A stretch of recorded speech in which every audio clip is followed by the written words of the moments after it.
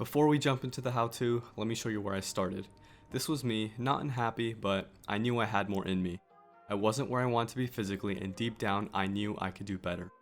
I tried making changes before, but nothing really stuck, and then one day I decided to stop restarting and start committing. I got serious about tracking my food, lifting consistently, getting my steps in, and just stacking those small wins every day. Over time, those small wins turned into real progress, and here's the proof. My journey from day one to today. It's not perfect, but it's real.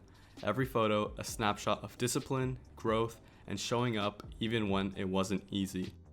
If I can make this kind of change, then trust me, you can too.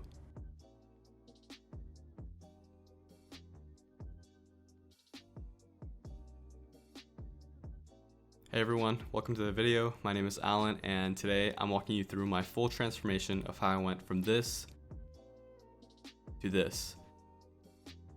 And quick disclaimer before I start, I'm not an expert. This is just what's worked for me through trial, error, and consistency. So whether you're just getting started or you're already somewhere in the middle of your journey, I got you. We're going to talk about how I lost weight, built muscle, what I ate, how I trained, tracked progress, and all the lessons that I've learned along the way. So let's get to it. If your goal is to lose fat, everything starts with two words: calorie deficit, meaning you burn more calories than you consume, and you do that consistently. To figure this out, go online and search for a maintenance calorie calculator. Pick any site, plug in your details, and you'll get an estimate of how many calories you need per day to maintain your current weight. Let's say that number is 2,500. That means if you eat 2,500 calories per day, your weight will stay the same. To lose weight, you would need to eat less than that, and the reverse is also true. To gain weight, you would need to eat more than that. And a common deficit is usually around 300 to 500 calories below your maintenance. So for example, let's say back to that number, your maintenance is 2,500 calories. If you ate around 2,000 to 2,200 calories per day, that would create a good deficit. Once you know your calorie target, you've got a few options. You can look up meal plans online, just search for 2,000 calorie meal plan, and either follow one directly or use it for inspiration. That's what I did because eating the same meals day to day just made it easier for me to stay on track. Or you can also create your own meals, which means tracking your macros more closely. It's a bit more work, but some people prefer that food variety. No matter what method you choose, here are some simple macro guidelines. Protein is the key for building muscle, and you should aim to get 0.7 to 1 gram of protein per pound of body weight, and more is also fine. So if you weigh 150 pounds, shoot for 105 to 150 grams of protein per day. Next up, we got fats. These support hormones, nutrient absorption, and recovery. Aim for at least 1 gram of fat per 3 pounds of body weight. So again, at 150 pounds, that would be about 50 grams of fat. Lastly, we got your carbs. These are what your body uses as energy, so fill in the rest of your calories with them after you've hit your protein and fat goals. If you want to be super accurate, you can use a kitchen scale and a calorie tracking app, but again, I found it easier just to stick with a consistent meal plan instead.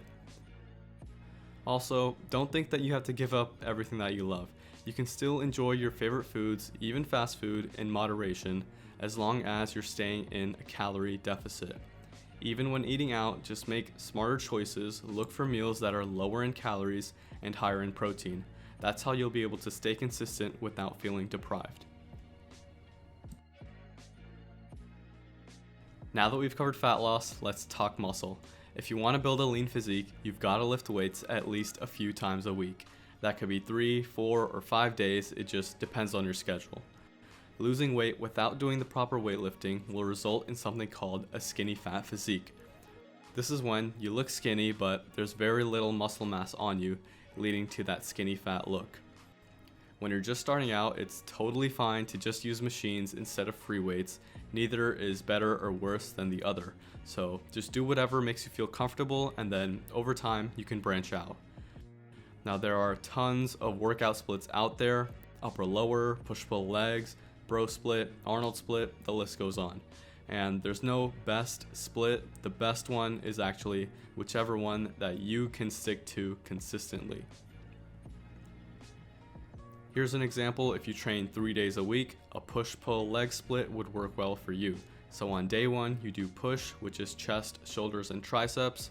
On day 2 is pull, which is back and biceps. And day 3 is legs, which is quads, hamstrings, glutes, and calves. Then you repeat that cycle every week. Whatever split you go with, there are 2 very important things to remember. Firstly is your training intensity, so pushing yourself close to failure on your sets, that's what stimulates muscle growth. And second is progressive overload, which is trying to get stronger over time. So for example, if you did 50 pounds for 10 reps last week, aim for 11 reps or use 55 pounds this week. Stick to the same core exercises week to week so you can actually track your progress, because changing things up too often will make it hard to improve. And you don't need crazy volume either, just aim for 4 to 8 sets per muscle group per session. Keep the intensity high, overload gradually, and that's how you'll grow while keeping fatigue in check. Next up, we got cardio. Cardio helps create a larger calorie deficit and can speed up fat loss. And one of the easiest ways is just walking, like hitting 10,000 steps per day. And let's be honest, if you're just gonna be doom scrolling on TikTok for hours, you might as well do it while walking on the treadmill, so just get your steps in. I recommend you do low intensity, steady state cardio, and this is where your heart rate stays in zone 2, which is around 60 to 70% of your maximum heart rate. To find your range, you can use this calculation. You do 220 minus your age, that gives you your maximum heart rate, and you multiply that by 0.6 to 0.7. So for example, if you're 20 years old, 220 minus 20 gives you 200, and you multiply that by 0.6 to 0.7, and that gives you 120 to 140 beats per minute. And to give you an idea of what this should feel like, you should be breathing harder but still able to hold a conversation. Personally, I walk on the treadmill at around 13 incline and 2.5 speed, but you can adjust the settings to fit your target heart rate. And always do your cardio after your weight training or on a separate day entirely to avoid fatigue during your workout.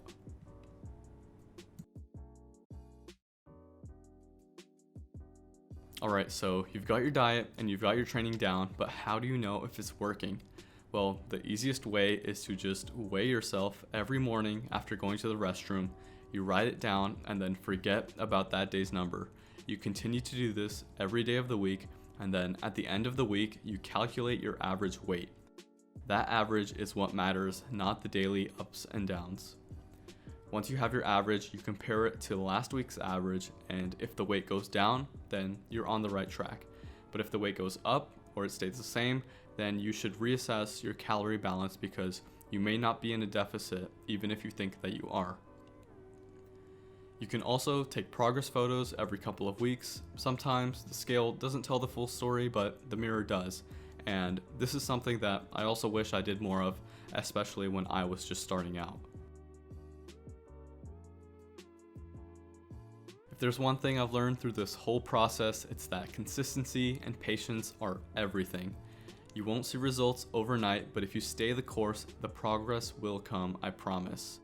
This transformation was part of my journey to become the best version of myself, and I'm still on that journey today.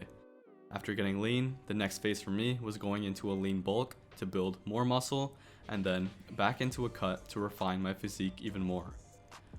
I'll be covering exactly how to approach lean bulking, how to cut without losing muscle, and how to structure your gear for growth in future videos, so stay tuned for that. If this video helps you take your first step or push through a plateau, then I'm glad I could help. If you got any questions or want a part 2, then drop a comment. And if you're on your own transformation journey, I'm rooting for you. You got this. Good luck.